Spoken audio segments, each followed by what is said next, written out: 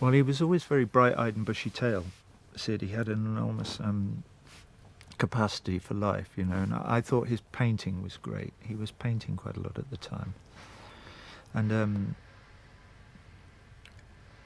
he, you know, was a very bubbly kind of character,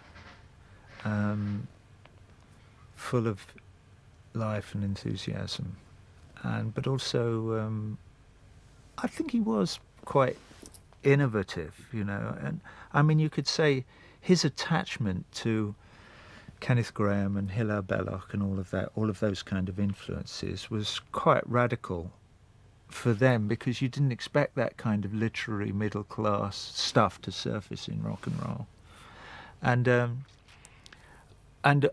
you know, in the same way that later on his interest in Eastern mysticism and in general, and the I Ching in particular, which produced a song like Chapter 24, you know, to start playing around with those kind of ideas was quite radical. He was also he kind of soaked up musical ideas really from other people. You know, he was a great copycat, Syd, in terms of music. He would listen to American,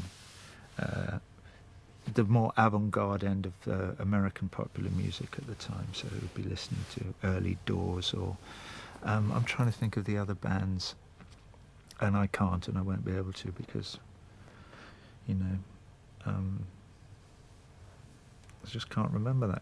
I remember a painting he did and gave to a great friend of ours called Adrian Taylor, who was a lawyer.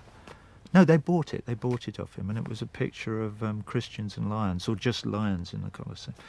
And he got an arched template mask and laid it across the thing, and or sprayed it or drew around it, and then did it another way like that. So he got this strange perspective. So it's a device.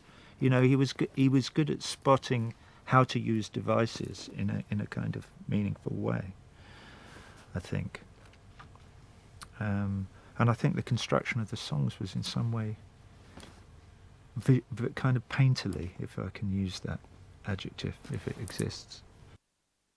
Take a couple if you wish, they're on the dish. You know, that kind of alliteration as well, which is very childish, but is also I'm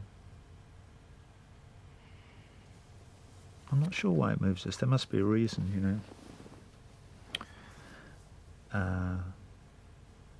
Why those songs were as good as they are.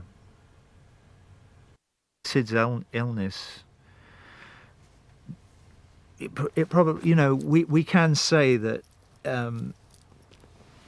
marijuana to a certain extent, and acid to a large extent, can do nothing but exacerbate that collection of symptoms that we put together and loosely describe as schizophrenia, you know. And so there is no doubt but that those things are very bad for schizophrenics. They worsen the condition, and so on and so forth. And there is no doubt that Syd was schizophrenic, and that he was taking those drugs at the same time. And we all became very worried and concerned about that, and, you know, and tried to get him to shrinks. We all knew there was something seriously amiss, you know. And we actually, as I'm sure you must know, we did a tour in '68 of the States. I mean, just of the West Coast. I think we only did 3 gigs or something. You know, where it was quite clear that he'd gone. He was, you know, he was no longer with us in any real sense. After Dave joined the band, we all kind of worked together, and Syd would come. We were trying to get songs out of him, and I'll never forget one day he came to a rehearsal place, room that we were in, and he said, with a new song. Oh, great, how does it go? And I remember sitting down with him with a guitar, and he was strumming away, and this song went, have you got the chorus? He said, I'll teach you the chorus. Okay, it goes like this. Have you got it yet? Cha, cha. Have you got it yet? Ch, ch. Have you got it yet? Ch, ch. And I went, okay, yeah, okay, I think and I'd say it goes like this, right? And we start playing together, and he'd do it slightly different, and then he'd do it slightly different. And after he kept changing it, and he changed, about the sixth time we'd done it, he was going on, I went, I've got it. And I just put the guitar down, and that was it. That was the last time I ever did anything with him. It was strange, funnily enough, whilst making Wish You Were Here, was it? Yeah, it was sort of during the making of Wish You Were Here, or around that time, that I split up with my first wife. And I remember in the canteen downstairs here at Abbey Road, having a nervous breakdown. I think that's the only way I can describe it. But it was very, very short-lived. But it was like I was sitting at the table downstairs, having something to eat, in a bad way. And suddenly everything telescoped. Everything went down the other end of a telescope. It all just went, all the everything. And I thought, fuck me, I'm going mad. This is what it must be like. Suddenly reality's changed completely. And I remember I got up from the table and walked out of the room and walked up the stairs and went into number 3 where we were working, and sat down at the piano and started playing the piano. And over a period of about 5 minutes, I suppose, it came back. Reality came back to me. My hands came back to the right size, and my whatever. Actually, the hand thing, my hands felt like 2 balloons. That's from being delirious as a child. But this like everything receding. There is no pain, you are receding. Happened to me, and it came back slowly as I sat and played at the piano. But I remember thinking, good God, this is a fine line I'm walking here, because something happened in my brain then that was very odd and frightened me. It frightened the life out of me.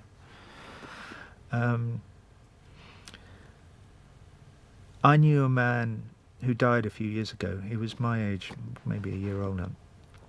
And his name was Philip Hayward, and he was a lovely man. I used to play golf with him a lot. And every time we played golf, at some point during the round, I would feel a hand on my arm or something like that, and I'd turn around, it'd be Philip, and he'd be looking at me, and he'd say, "We are lucky, And he died suddenly of a heart attack a few years ago, in his mid-50s or whatever, but I've never forgotten that, and when I think about Syd, I at least think that, we are lucky, and we have to live every life as fully and completely as we can, in the light of the fact that it can all go at any minute just like that, or whether it's something here that happens or you get run over by a bus, it doesn't matter, but the moment is precious. I mean, it sounds stupid to say, it's so obvious, and yet it's so easy not to live the moments of our life, just to go through motions and to get into a kind of a routine and not actually be aware of the fact that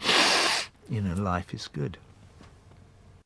Syd was the famous day when Syd came to the Wish You Were Here sessions. He was shaved,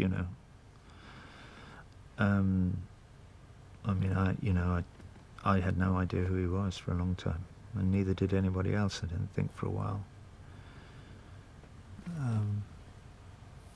Just ask you about that. Was that the last time you saw him, actually? Yeah. No, I saw him again once in Harrods. I was in Harrods, shopping, and I saw Syd.